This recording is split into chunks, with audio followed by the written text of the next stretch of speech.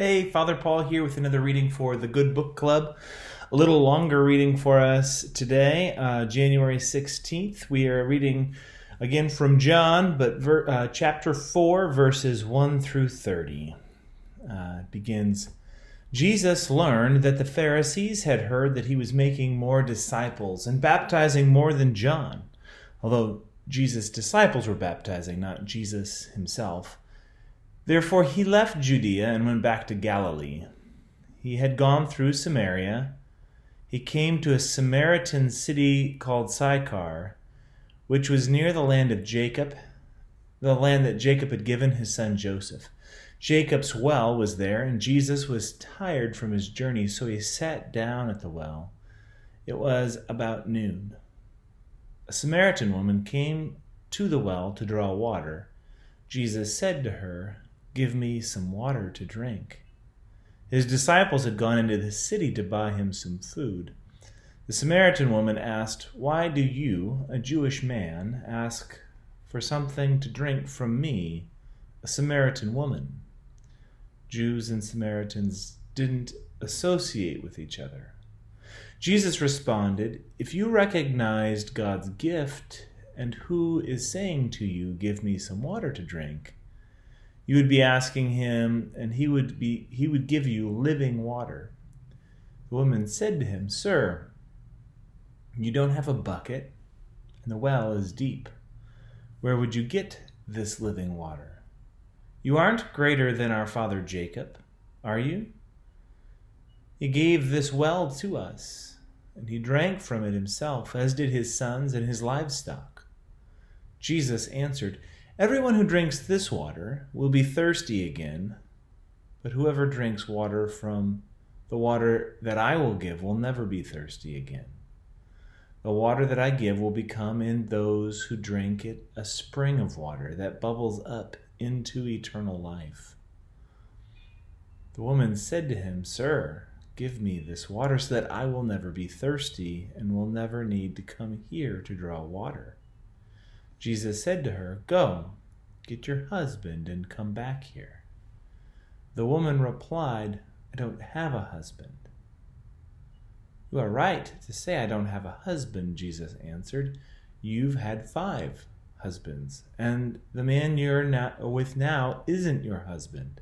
You've spoken the truth." Jesus said, "Sir, I see that you are a prophet. Our ancestors worshipped on this mountain, but you and your people say that it is necessary to worship in Jerusalem." Jesus said to her, "Believe me, woman, the time is coming when you and your people will worship the Father neither on this mountain nor in Jerusalem. You and your people will worship what you don't know. We worship what we know because salvation is from the Jews.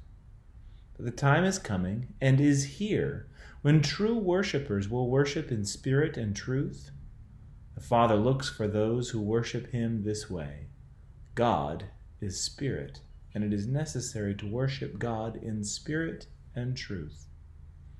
The woman said, "I know that the Messiah is coming, the one who is called the Christ. When he comes, he will teach everything to us." Jesus said to her, "I am the one who speaks with you." Just then, Jesus' disciples arrived and were shocked that he was talking with a woman. But no one asked, "What do you want?" or "Why are you talking with her?" The woman put down her water jar and went into the city. She said to the people, "Come and see a man who has told me everything I've done. Could this man be the Christ?" They left the city and were on their way to see Jesus.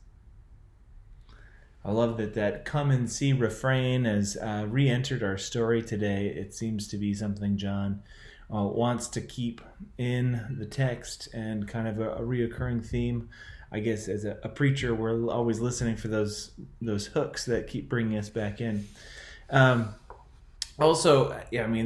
there are a great number of sermons have been preached on the text of the Samaritan woman at the well. I've preached on this text myself, examining the relationship of what we might expect or know about what that expectations might be, so on and so forth.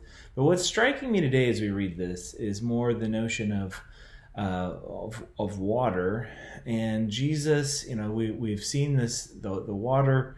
We're reminded of the deep, or the Spirit hovering over the waters at the beginning of creation, or our minds are hearkened to it as we read the first part of John and the parallel between 1 John and the first part of Genesis. And then we move into the waters of baptism with John and the significance and importance of water there. And then we have the well. Of course, we know water is life. It's still very much true for us. Without water, life can't be.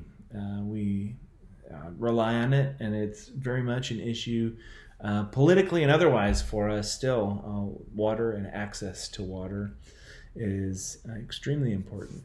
And Jesus is taking the thing we know, water, and comparing it to the thing that is being offered of God's truth, so that just as all preachers, we try to come up with analogies and metaphors and things to help us to understand God better. Jesus here is taking what we know of water, the truth of water, the necessity of water, the implications of water, and applying it to his teaching and what he is here to offer. It's just as essential to understand what Jesus comes to tell us as it is that we need water on a daily basis.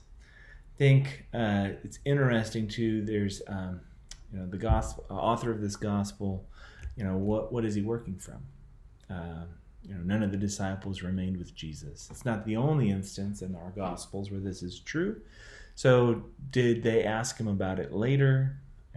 Is this a story that Jesus said, "Oh, you remember that time," and offered them some insight about what took place?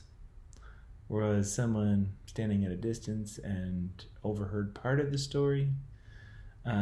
Is it something that is it a story that was written later to illustrate truths that were known to the disciples through their time with Jesus? Making amends to relationships of great complexity between Jesus and the Samaritans, and the complexities of how Jesus recognizes water and the essential nature of that and his teaching.